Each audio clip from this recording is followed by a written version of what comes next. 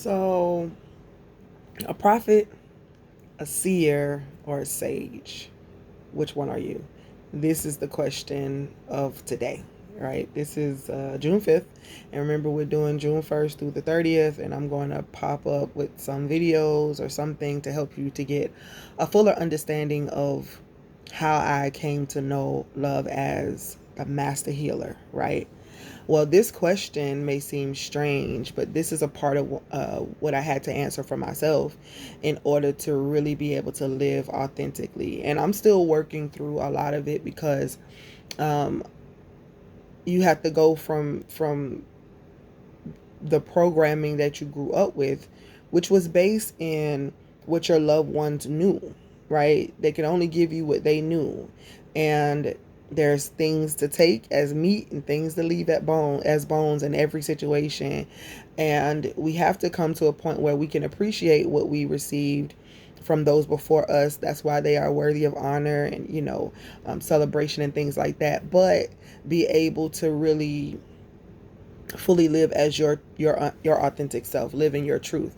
And so a part of what I've had to do is to come out of this space where words were the biggest deciding factor as to whether something was of love or not, of God or not. And when people say stuff like, you know what, if it ain't of God, I'm not doing it. Well, I equate that to if it ain't of love, I ain't doing it, right? Have to come to a space where I adjust my words because everything is of God. For, you know what I mean? God is all things manifested as different things.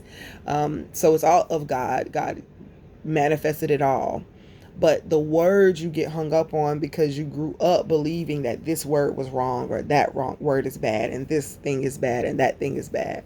And so the word sage, right, on both ends, even as far as the sage that you may burn or that you may cook with or whatever, and the sage as in a wise individual, profoundly wise individual. Well, when God first said the word sage to me, I kind of laughed a little bit because I thought about the many conversations about whether or not sage is demonic or not, which, by the way, there's nothing unclean in and of itself. If God makes something or manifests something, then it is neutral.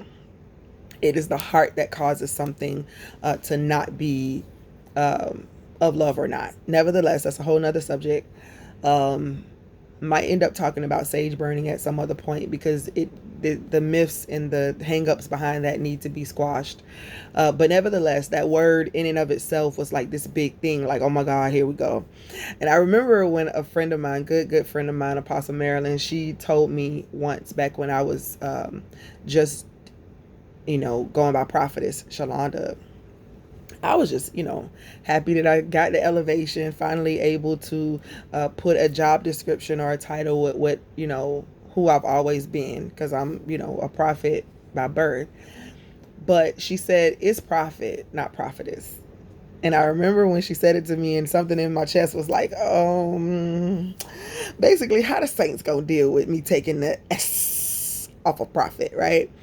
And she made it very clear for me what God was saying. God is saying you are a prophet. Prophets are not about gender. And of course, it made perfect sense to me and I understood it. But I was thinking still about the people and just the conversations that I've heard behind the scenes about all of this stuff. And I'm trying to avoid as much complications as possible, trying to, live in this truth, right? But nevertheless, it was a big thing. Like, it took me a minute to take the ESS off of the end of prophet and just post prophet Shalonda. And then I begin to call other people that, those who were assigned as a prophet, for life, right? So I've had this struggle with names, and sage, I guess at this point might be one of the biggest ones because of the negative conversations around it all. But the reality is that I'm all three. And then there are some other names that God may use, but all of these names are used to basically tell an individual, this is the person that can assist you with this. You feel me? Every title or whatever. It's a job description. It just tells the gift that you're using, the avenue in which God is being strengthened in the earth through you, right? And so I am a prophet. I was born a prophet. Definitely had to come to an understanding of what that meant. A seer, definitely live in that space a lot. I'm an empath, right? I didn't put that on there, but I'm an empath. I feel all the time, and I have to use wisdom, discernment, to be able to decide whether this is something for me or whether this is something for another vessel, whether or not this is something that I need to lean into to pray for them or to give them a message, or whether it's something I need to take home with me and pray for because it's a regional thing or whatever the case might be. So as a sage, and I remember this God probably last year when God first mentioned the word to me, that I was a sage, and I began to go through and look it up and all that, and realizing that it's a wise, profoundly wise individual that really shares that knowledge, that wisdom with others. And I must say that I get it. You know what I mean? Sometimes my conversations with people are just simply that. So when you register, or when people register to have a spiritual insight session, I'm using all of it. I'm using the prophet, the seer, the sage, the empath. I'm using my intuitive abilities. Those are my giftings to be whatever somebody may need for me to be in any given situation. As an apostle, I'm not going to talk to every individual the same. I'm going to know, what am I building in this space? What am I tearing down and what am I building up?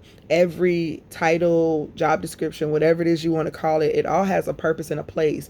It is you acting in your space, your strength and your power in this earth to bear the burdens of one another is to fulfill the law of Christ. And so therefore, how do we bear those burdens?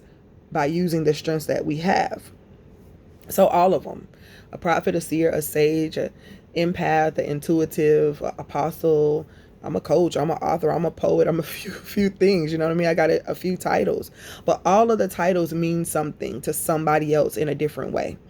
And so all I can do is yield. This is me, my authentic self, showing you what it feels like to be loved. Love is the master healer, which means I can talk about this freely, understanding that those that need to hear it will hear it. Those who need to know what capacity I operate in so they can know whether they need to lock in or not. Yeah. So that's it.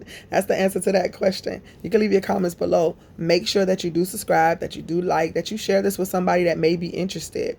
We are going to be talking about love as the master healer so that we can really walk this spiritualistic journey together. What is a spiritualistic journey?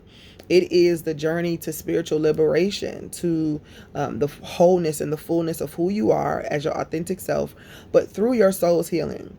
So a lot of what I'm talking about will be me showing you what liberties I have and what I've gained over time just by allowing the unconditional love of the great I am to be my portion.